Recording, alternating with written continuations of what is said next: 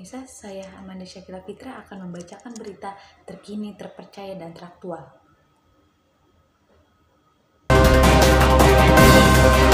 Ini adalah dikritik soal pemindahan pasien COVID-19, Perdana Menteri Mongolia mundur. Perdana Menteri Mongolia Khurelsukh Okhanah mengundurkan diri Kamis 21 Januari 2021. Perdana Menteri Mongolia Khurelsukh Okhanah mengundurkan diri pada Kamis 21 Januari 2021 setelah warga memproses pemindahan pasien COVID-19 yang dinilai tidak manusiawi. Kemarahan publik meningkat pekan ini setelah siaran TV menunjukkan seorang wanita yang baru melahirkan dipindahkan ke pusat penyakit menular hanya dengan mengenakan piyama rumah sakit dan sandal plastik di tengah suhu minus 25 derajat Celcius. Rekaman video memperlihatkan wanita itu berada di ambulans sambil menggendong bayinya. Ya, video itu lantas menyulut kritik keras, terutama karena tradisi Mongolia mengharuskan ibu yang baru melahirkan menghindari cuaca dingin dan makanan dingin selama bulan pertama usai melahirkan. Dilansir AFP, sekitar 5.000 demonstran berkumpul pada Rabu 20 Januari 2021 di alun-alun di seberang gedung-gedung pemerintah di kota Ulaanbaatar. Beberapa dari mereka membawa barang yang dibungkus menyerupai bayi.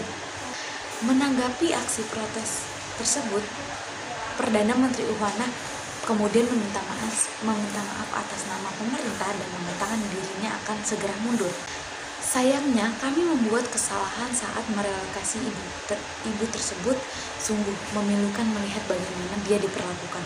Sebagai Perdana Menteri, saya harus bertanggung jawab, ujarnya.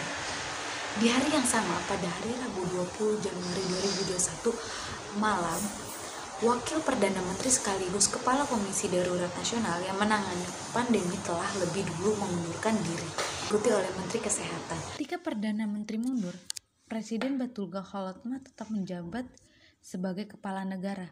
Aksi protes tersebut yang terjadi pekan ini adalah demonstran terbaru atas penanganan pemerintah Mongolia terhadap wabah COVID-19.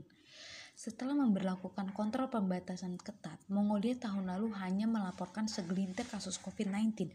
Tapi pada November mulai muncul gelombang baru infeksi dari transmisi domestik hingga memaksa negara melakukan lockdown dan pembatasan. Pembatasan perjalanan antara provinsi telah diberlakukan sejak November lalu hingga menyebabkan sekitar 80.000 orang terdampar di ibu kota. Banyak dari mereka mengeluhkan lambatnya proses pengujian karena mereka harus menunggu berpekan-pekan hanya untuk dites sebelum diperbolehkan kembali ke rumah. Beberapa dari mereka bahkan harus tidur di mobil karena hotel ditutup akibat lockdown. Sejauh ini ada 1.584 kasus COVID-19. Maka dari itu saya mengingatkan kembali untuk selalu mengikuti protokol kesehatan dan menjaga gerakan 3M.